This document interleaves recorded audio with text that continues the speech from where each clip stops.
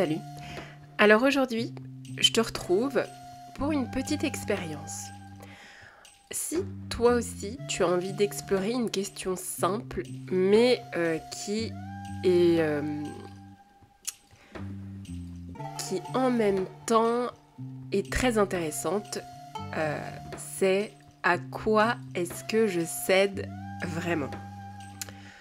Tout au long de cet épisode, je vais te proposer des mises en situation concrètes de la vie quotidienne, absolument rien de théorique, rien de compliqué, juste des situations dans lesquelles tu pourrais te reconnaître. Alors ton rôle va être juste d'écouter chaque situation et de remarquer ta réaction. Donc, est-ce que tu céderais? Est-ce que tu résisterais? Et surtout, qu'est-ce que ça dit de toi, de tes envies, de tes besoins et de tes choix? L'objectif ici, ce n'est vraiment pas de juger tes réponses. C'est simplement de t'observer et de mieux te connaître. Et peut-être de prendre conscience de ce que tu t'autorises ou pas. Alors, je t'invite à regarder très attentivement tes réponses parce que ça peut être très intéressant. Pour ça, tu prépares un petit carnet ou de quoi noter. Je te propose les mises en situation et tu choisis honnêtement ce que tu ferais. Parce que sinon, ça ne marchera pas. Alors, il n'y a vraiment absolument pas de bonne ou de mauvaise réponse. C'est juste toi face à tes choix. Allez, c'est parti. Situation numéro 1. Tu es dans un magasin ou alors tu es dans ton canapé en train de scroller sur ton téléphone et tu vois un vêtement ou un objet que tu adores. Mais il dépasse ton budget. Qu'est-ce que tu fais? Est-ce que tu l'achètes quand même ou tu décides d'attendre? Fais pause, écris ta réponse et dès que c'est OK, on passe à la situation 2. Situation 2. Un ami te propose une sortie que tu n'avais pas prévue. T'es hyper content, mais tu avais prévu de rester chez toi pour te reposer ou travailler sur un projet personnel. Qu'est-ce que tu fais? Tu acceptes quand même l'invitation ou tu restes fidèle à ton plan? Fais pause, écris ta réponse et dès que c'est OK, on passe à la situation 3. Situation 3.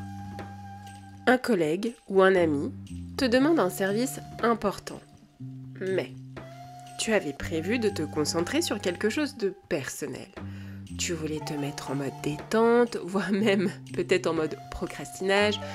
Oui, parce que parfois la procrastination, avouons-le, c'est hyper méga cool, surtout quand t'as fait tout ce que t'avais à faire. Tu sais, ce sentiment de soulagement quand t'es enfin posé dans ton canapé ou dans ton lit, peu importe, et que tu dis « ça y est, enfin, je suis posée ». Voilà, là c'est un plaisir de procrastiner. Bref, t'es en mode relax. Qu'est-ce que tu choisis? Est-ce que tu choisis quand même de l'aider ou de respecter ton temps? Fais pause et dès que c'est OK, on passe à la situation 4.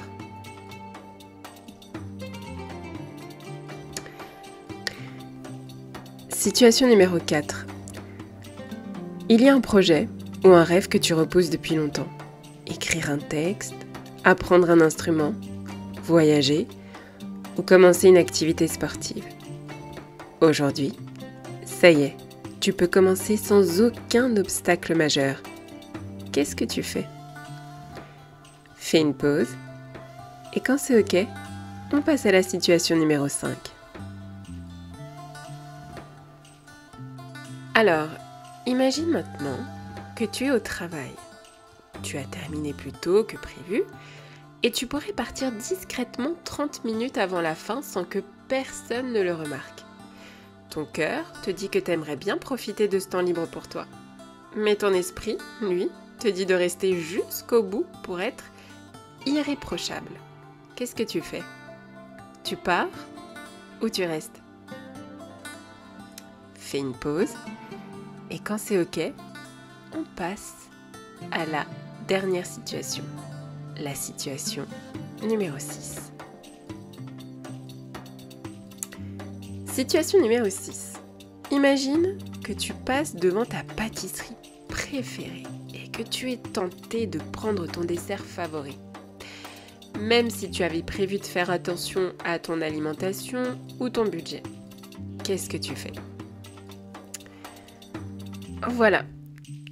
Fais une pause et quand c'est OK, on passe à la conclusion. Maintenant, tu vas regarder toutes tes réponses. Observe-les bien, mais je vais te demander de ne surtout pas les juger. En fait, regarde où et dans quelle situation tu as cédé et où est-ce que tu t'es retenu. Quel schéma tu vois apparaître? Qu'est-ce que tes choix révèlent sur tes priorités, tes envies, tes limites? Est-ce que tu te retiens trop par peur du jugement ou par habitude? Est-ce que tu choisis le plus souvent le cœur ou la raison?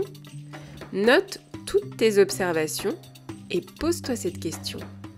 Que m'apprennent mes choix sur la manière dont je me respecte et écoute mon cœur? Tout ça te permet en fait d'avoir une photographie de ton mode de fonctionnement actuel. Ensuite, identifie ce qui est cohérent ou pas. En fait, certaines réponses vont te paraître logiques et d'autres totalement contradictoires. Si je dis non à mes rêves mais oui à mes obligations, je me néglige peut-être. Si je dis toujours oui à mes envies, peut-être que je ne me fixe pas assez de limites. Identifier te permet de voir si tu vis en accord avec ce qui te tient vraiment à cœur. Tu peux aussi mettre en lumière tes freins. En te réalisant, tu peux te demander « Mais qu'est-ce qui me fait céder facilement ?» Est-ce que c'est est-ce que c'est pour le plaisir? Est-ce que c'est quand tu es fatigué? Ou à cause de la peur de manquer quelque chose? Voilà.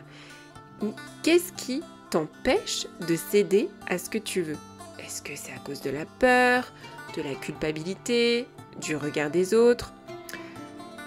Analyser ces différents points, ça va te permettre de mettre en lumière les obstacles intérieurs qui te retiennent.